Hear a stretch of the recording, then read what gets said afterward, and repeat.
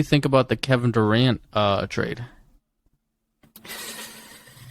Uh, so I can't be biased, right? Mm, Because we've been in this situation before, right?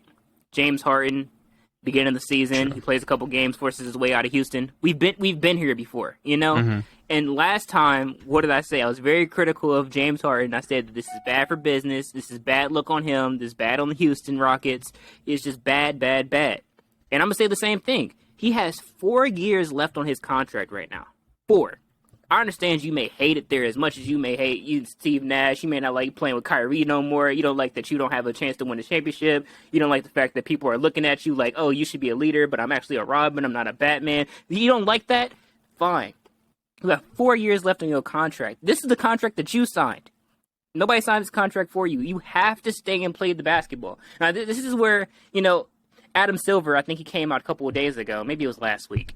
And he said something along the lines that, we need to put the focus back on the court, and not the players forcing their way off these teams. And that's where it's going. It's going to like all the media now is like, we don't even look at what you're doing on the court anymore. It's just, oh, you're trying to leave. That's our big story now. It's not like, the summer league is going on right now. I know it's probably not the most exciting, right? But these are young, fresh stars, and these are the people they look up to. Kevin Durant, the LeBrons, the Kyries, the Currys. You know what I mean? The Draymonds, the Clays. These are those type of caliber of players. Giannis. They see Giannis. Giannis is going to be a hometown faithful forever, pretty much. I think he's going to stay there as long as he can. I don't see him leaving. But then you have like these other big stars like Kevin Durant, who's just like, I don't feel like I want to be here anymore. I'm gonna get out of here. I'm gonna request a trade. Kyrie signed. So is it Kyrie or is it the team? I need to know. Kyrie signed. He signed his extension for $37 million. You get what I'm saying? So I feel like where we're going to end up heading to, and I hope not, but this is going to be like, the risk is going to end up being mitigated. Meaning that they're going to somehow, some way force players, to stay on the team for their entire contract. Because it's just not fair. It's just not fair. It's not fair to the team, the organizations. Like, I understand there might be discussions behind the closed doors where, the team may be, you may not completely understand or agree with whatever, but you signed this contract. And the thing of the matter is that it's very selfish to try to leave a team, because this doesn't just impact your team and the governors and things like that. It impacts the entire league plus the players that you may get traded for. So like now you're messing up chemistries now. Like everything's getting messed up when you get traded to a different team. Look at James Harden. Yeah, it might have been a great fit. You got Ben Simmons out of there. That's one thing. You sent him to Brooklyn, but still, it's just not. He forced his way out. He said that, okay, I don't want to play with Kyrie no more because I don't want to play halftime. I don't want somebody playing part-time, whatever it may be. Had you stuck around, would have been a big difference. Who knows? That's like in hindsight. Me personally, I feel like if there's going to be a trade, it won't happen till either after the All-Star break, or they're going to find some way before the season starts to try to I guess you can't make him stay, but it's going to be something that's going to be like, okay, this is going to be a change in the rules or something like that. And they're going to have to talk to the Players Association, because so much power has been given to the players that you might have to dial it back a little bit, because now it's just like, it's getting out of hand now. This is the second season in a row where a marquee player in a franchise has forced their way out of a team.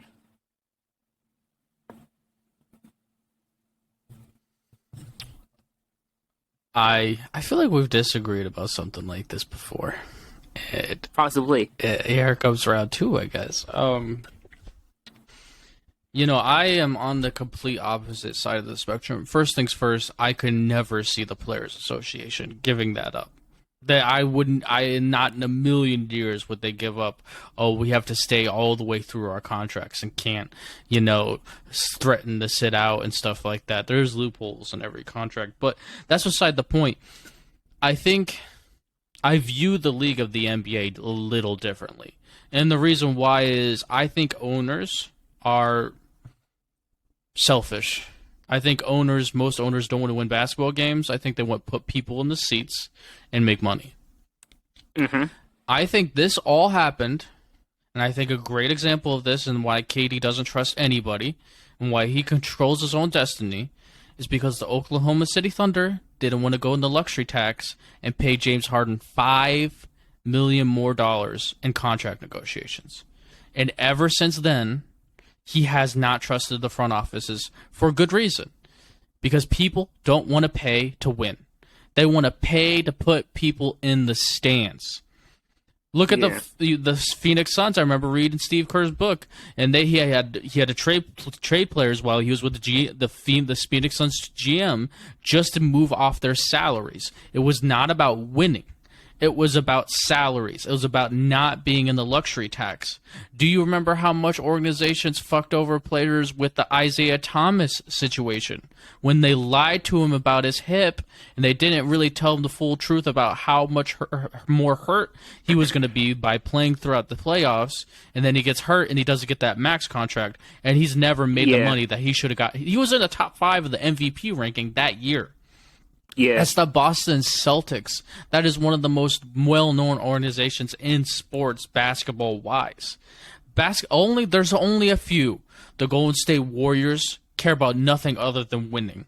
They take care of their players. The Los Angeles Lakers. You remember when they paid Kobe Bryant all that money when he was like 33, 34. By the time he was 38, he was still making $40 million while averaging like 15 to 13 points per game. That's called taking care of their players, right? They do that. The Miami Heat take care of their players. Look at UD. They take care of their players. They don't do stuff like that. Most of the NBA, look at the Dallas Mavericks. Look at all that time Dirk was sitting on that bench. He probably wasn't good enough to be in the NBA in the last 3 years of his career, but Mark Cuban's a good owner. He cares about winning. He cares about culture. He cares about the players. So you know what he was doing? He was paying that man to stay on the bench and enjoy playing basketball for all the time he gave him. 80% of the NBA is not like that. Most of these teams want to be in the middle of the road. Look at the Knicks. You'll remember all the bad things that we've heard about the Knicks owner. They love to be in the middle of the road. These teams don't want to be in the luxury tax. Some of these guys don't care about winning basketball. They only care about money in their pocket. And for the players, they have to protect themselves against people like that. They have to protect themselves against the people who don't really care about winning, against the people who don't really show intention to try to win. And ever since that James Harden thing happened, he has lost faith in good organizations except the Golden State Warriors. He has lost faith. And it's good reason, because anybody with a reasonable basketball mind would have probably said, man, James Harden's got more upside. Why wouldn't we $5 million more? But because of the luxury tax, it would have been more than $5 million because of, how the luxury tax works. And luxury tax is like more of a percentage on the money that you have as a payroll as a team. And that $5 million would have been more money than just $5 million per se, because it's hard to describe without going into depth. But you have to understand that most of these teams, man, don't give a flying fuck. And the reason why they're trying to put out that narrative and why they're trying to say those things is because they hate it. They most of these guys get one guy like Donovan Mitchell. They get one guy and they draft him. They feel like, oh, you owe me because I developed you. You owe me because we drafted you. You owe me because we're your home. And that's just not the way the NBA works anymore. These guys are mobile. These guys have learned from the past. They learned from guys like Charles Barkley, who stayed with the Philadelphia 76ers for way too long. They learn from guys like that stayed on their organization for way too long, and they never got a ring, and nobody cares about them. Guys like Bob McAdoo, who played, for the Clippers of the 60s, which is the Royals, the Buffalo Royals or the Buffalo something. The Royals, I think. Yeah, in the 70s, where he's averaging 30 points per game, and, he's loyal to a team, but the team's not loyal to him to put in great talent around him, right? Like, the people have learned from the past, from the people, because everybody talks about rings now. It's media's fault. Everybody makes the rings debate, so it makes all these guys overstep and overplay because, oh my gosh, Skip Bayless is ripping into LeBron James when he went to 10 finals, has 4 rings. Oh my gosh. I don't have any rings. I need to go. Look at James Harden. James Harden has, like, James Harden is ring chasing at the end of his career because he couldn't do it in Houston. And everybody's saying, like, oh my gosh, look at Allen Iverson. Allen Iverson's not viewed as, like, one of the greatest shooting guards of all time, top 3, because he doesn't have a ring. Nobody cares. People, it's just the ring debate, the legacy debate. People have learned from the past. Players have looked at the past and said, oh my gosh, if I don't have rings, if I don't have winning, if I don't have success, my team success, then I don't get anything. I don't get any credit. And look at most of, like, look at the careers and look at the people that you see on TV. Most of those guys have won rings.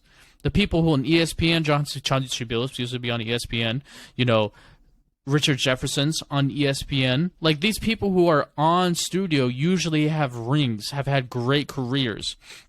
It's rare. Look at Scottie Pippen, who was on ESPN for a while. It sells books.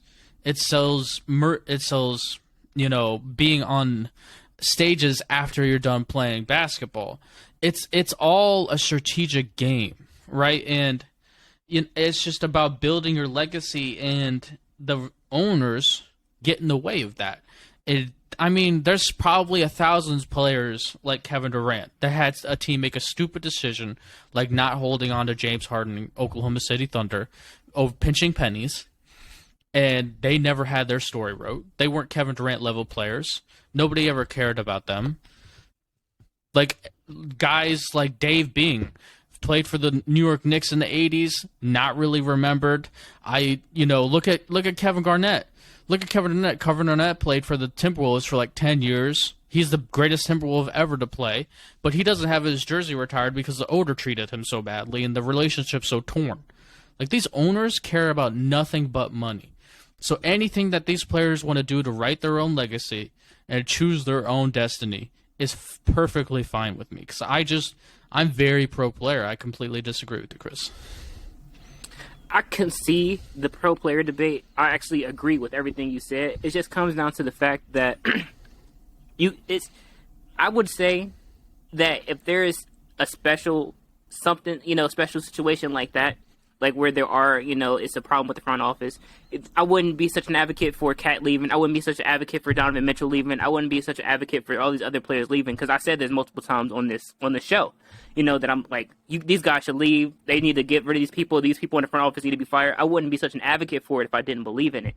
But I'm saying that if there is a special situation where it's like, okay, the front office is terrible. They care more about this. This is not a winning culture. They didn't put the right pieces around me and things like that. Then I will be completely okay, because I can see that. You can see that even without even knowing what's going on behind closed doors. You can look out at the court and see that, and see, oh, this doesn't.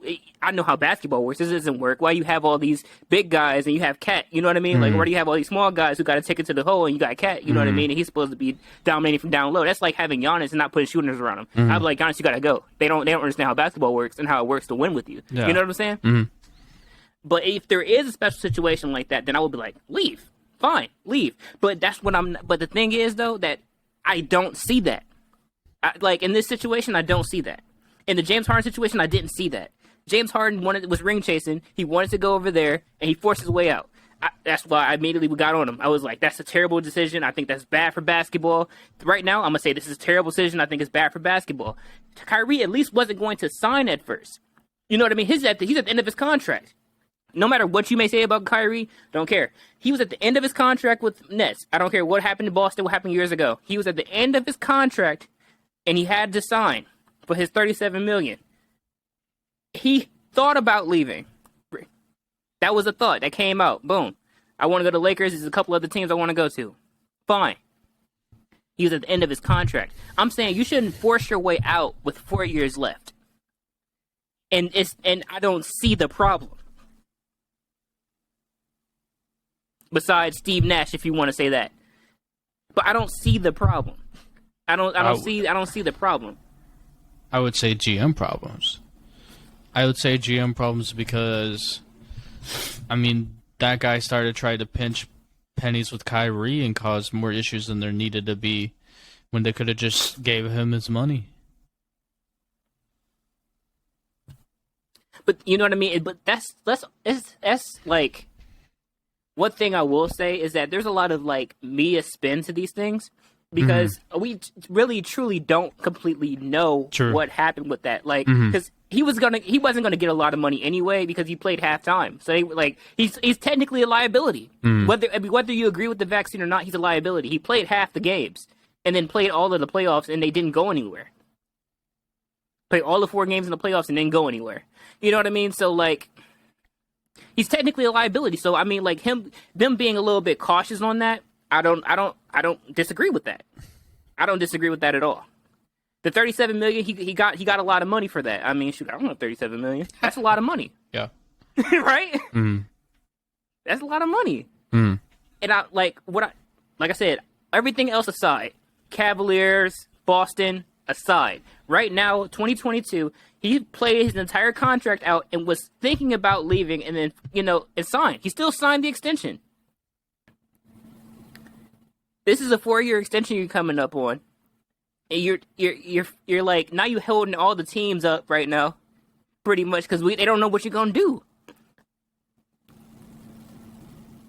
And then the thing is that the fact is that with these players, forcing their way out and stuff like that, and making it known, because it becomes immediately media attention. Boom. This is the big thing right now. Kevin Durant, one of the biggest marquee free agents. I mean, not even free agent, one of the biggest marquee players right now. He wants out. Now the team's like, I don't have to give you nothing. Mm-hmm. He's gonna leave. You see what I'm saying? Like, again, their asking price is high. Of course. Fine. He's Kevin Durant. That's a walking 30. I get it. But no, the team's like, I don't gotta give you nothing. I don't have to give you anything. He's gonna leave. But if he has to sign, he's gonna leave. He's gonna leave regardless. I could just wait and get him cheap. I guess this is probably just the future of the NBA, where these big stars like this, if they don't like something about the situation and they feel like they want to go, they can just go no matter what, no matter when it is. Because you could put anything a GM wants to do. If, let's say, we talk about the player association, and the owners are like, oh, you have to stick with your contract. All Kevin Durant has to do is say, oh, I have a back injury this year, and I just back injury, and he could just sit out the season. Pull a Kawhi Leonard. There's loopholes to everything, right? All you have to do is act like you're hurt, come up with some lie, and sit out the year and say, oh, my injury will go away when you trade me. Right. And the owners can do nothing about it. Nothing. Yeah. And you know what? If NBA players want to do that, then look, if you are treating the player that badly, when you are not doing enough to show that you want to win, to show that you're ready to win, then it's an issue. I understand they put the talent on the team because, yes, did they have James Harden, KD, and Kyrie? And if it was me in the situation and I was Kevin Durant, I'd be coming back to play because I really feel like everything fits around me really well. But that's just me, right? And, my negative would be, bro, Steve Nash might have the all-star team, but he probably could coach us out of it to the point where the WNBA could probably beat us in 5-on-5 because he's just going to coach us so terribly. Like, and just put us in so terrible. I can understand because Steve Nash is really bad. When you ask Patty Mills to guard Jaylen Brown, you suck at your job, okay? This is pretty simple. And they didn't fire him. So, I can understand to a certain extent where I would be a little discontent and be like, yo, either I go or Steve Nash goes. And trust me, Steve Nash would leave, okay? Look, that's what I would be pulling. But, it's there's something there. There's something I agree that I think personally players should always have the choice and always should have the power because they should control their own destinies because we've seen players get fucked over by organizations too many times. And it's just the reality of the world that they are money hungry. But my opposite on the spectrum, well, I'll agree to a certain extent, is I disagree that KD is making the right choice. I think he should be making the power play with Steve Nash saying he needs to go. There's a lot of coaches out there that just an average NBA coach can go in there and be fine. And it's one of those things, man, where he is just so caught up in the narrative. It's sad because it's just the Curry narrative. It's all about the Curry and the Golden State Warriors winning without him, and now people like us are like, man, Steph Curry really was the most important player in those teams. He does equate with the winning more than Kevin Durant. We both thought that, and it makes a lot of sense. And he just wants to stab back, and he is the most emotionally immature NBA superstar of the past 50 years. Where it's just doesn't have a strong enough mind to just wipe out the noise. He cares way too much about what everybody else is saying. He needs that LeBron. Way too much. He needs that LeBron James mentality where I cut everything out. Skip Bayless, fuck you. Like, I don't give a fuck. Right? Like, that's. KD's got that. He just doesn't have the mentality, with all of his gifts, to just make his own decisions. And he's like a leaf, gust of wind, and he flies a different way. Yeah. I mean, I don't know. Like I said, it's hard to see because I'm like, they like everything that you wanted, you pretty much had. It's just that it just didn't work out, and he was like, "Oh, it's time to go." Because really, truly, I think that hindsight is definitely 2020, right? We already know he requested his trade. Like, it's pretty much going to happen at this point, whether it's now or later. It's going to happen. He's probably not going to play. I feel that if hold on, I lost my thought a second. I feel like if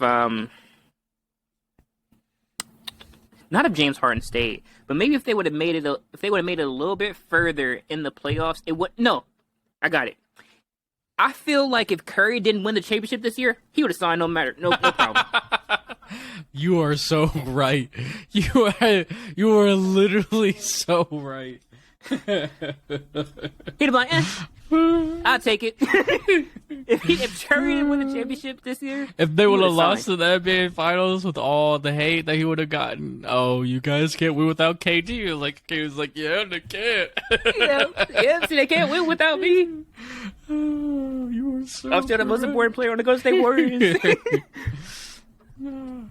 But they wanted to change the narrative, so suck it up. Yeah, KD, man. KD is...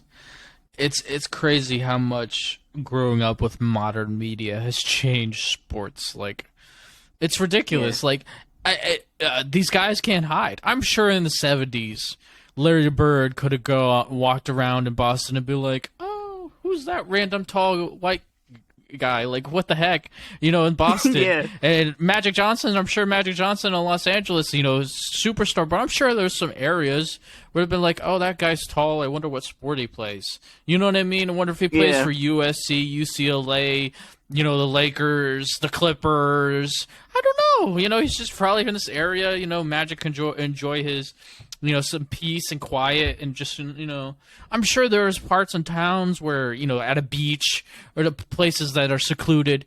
Yeah, it's where you could just find some peace. But with modern media, okay, you could be at a beach, you could be with 0 people around you, but there's 100,000 followers on Instagram telling you suck. Okay, yeah. Trust me. As Chris and I are people who put up content on the internet, like, trust me, we understand there is no hiding for people that just want to tell you suck. Like, we make a joke all the time about saying Rudy Gobert's name is Gobert.